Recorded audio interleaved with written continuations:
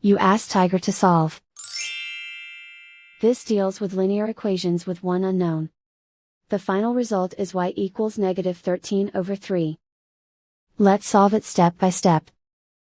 Group all constants on the right side of the equation. Subtract 22 from both sides.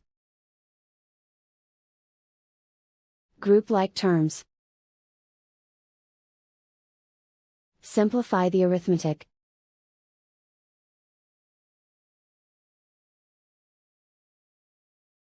Isolate the y. Divide both sides by -6.